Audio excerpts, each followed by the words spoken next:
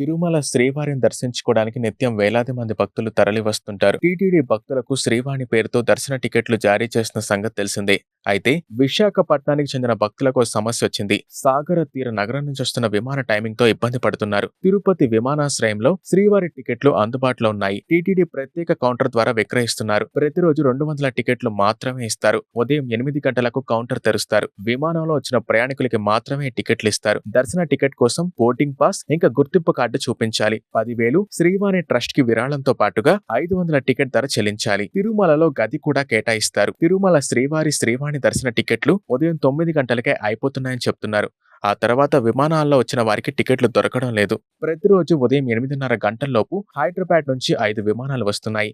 వీటిలో ఢిల్లీ నుంచి 1, ముంబై నుంచి 1 ఉదయం 10 గంటల్లోపు వస్తాయి. దీంతో టీటీడీ జారీ చేసిన శ్రీవాణి టికెట్లు 200 కోటా పూర్తవుతుంది. అయితే విశాఖపట్నం నుంచి విమానం స్కెడ్యూల్ కారణంగా టికెట్లు పొందలేకపోతున్నామని భక్తులు చెప్తున్నారు. విశాఖపట్నం నుంచి మధ్యాహ్నం బయలుదేరే విమానం తిరుపతికి 3 గంటలకి చేరుకుంటుంది. కానీ అప్పటికే శ్రీవాణి టికెట్ల కౌంటర్ మూసేస్తున్నారు.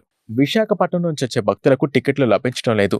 ఏపీ విమాన ప్రయాణికుల సంఘం ప్రతినిధులు ఈ విమాన వేళలు మార్చాలని, లేని పక్షంలో విశాఖపట్నం ప్రయాణికులకి శ్రీవాణి టికెట్లు కేటాయించాలని కోరుతున్నారు. విశాఖపట్నం ఎయిర్పోర్ట్ లో దర్శన టికెట్లు కేటాయించేలా ప్లాన్ చేయాలంటున్నారు. శ్రీవాణి టికెట్ల కేటాయింపు విధానంపై భక్తులు ఇంకా ఏపీ విమాన ప్రయాణికుల సంఘం ప్రతినిధులు కొన్ని సూచనలు చేస్తున్నారు. ఎవరు ముందు వస్తే వారికే అనే పద్ధతి కాకుండా విమానానికి టికెట్లు కేటాయించాలని కోరుతున్నారు. దేశంలోని ప్రతి విమానాశ్రయానికి శ్రీవాణి టికెట్లు కేటాయించి స్థానికంగానే అందించాలని చెప్తున్నారు.